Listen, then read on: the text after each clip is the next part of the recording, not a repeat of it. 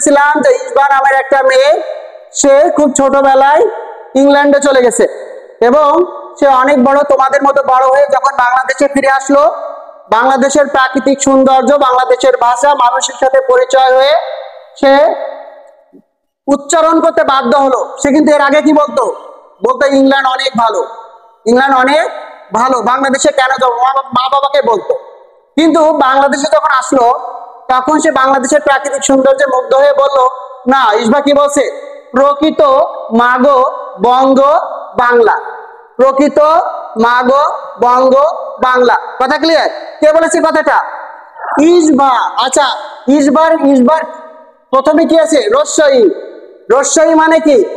Indo ইউরোপীয়, Indo ইউরোপীয়। কথা ক্লিয়ার? রস্বই মানে ইন্দো ইউরোপীয়। এখন প্রশ্ন যদি আসে, বাংলা কোন ভাষা বংশ থেকে উৎপত্তি লাভ করেছে? ইন্দো ইউরোপীয়। কথা ক্লিয়ার? এখন তারপরে দেখো, রস্বইয়ের পরে কি আছে? তালবাসা আছে। রস্বইয়ের পরে কি আছে? তালবাসা। এখন দেখো, ইন্দো ইউরোপের দুইটা শাখা আছে, একটা শতম আর একটা কেন্তন। ঠিক আছে? এই যে তালবাসা দিয়ে কোন শাখাটা? শতম। তাহলে যদি বলে বাংলা কোন শাখা থেকে এসেছে, কি বলবো? শতম। পারবো তো? সমস্যা আছে কোনো? নাই, শতম শাখা থেকে। আচ্ছা, এবার যদি বলে শতম, আসলে প্রকৃতপক্ষে বাংলাটা কোন ভাষা থেকে এসেছে?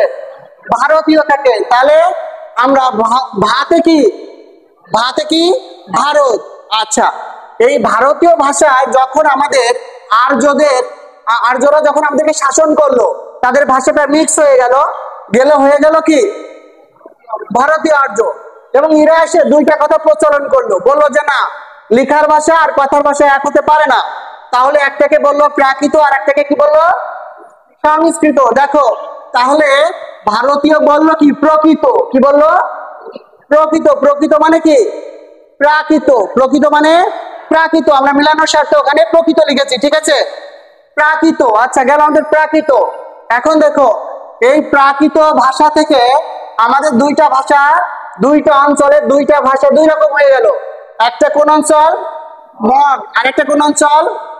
গৌড়ীয়। তাহলে এই দেখো, এখানে আছে মা আর এখানে আছে গো। কি আছে? মা গো। দেখেছো? মা গো। মা মানে কি? মগ বা মাগধি, মাগধি। আর গ মানে কি? গো মানে কি? গৌড়ীয়। গো মানে কি? গৌড়ীয়। আচ্ছা, তাহলে একটা ভাষা কয়টা ভাষায় রূপ নিল? অর্থাৎ ভাষার বিকৃতি ঘটলো। ভাষার বিকৃতি ঘটলে তাকে আমরা কি বলি? অপভ্রংশ। তাহলে গৌড়ীয়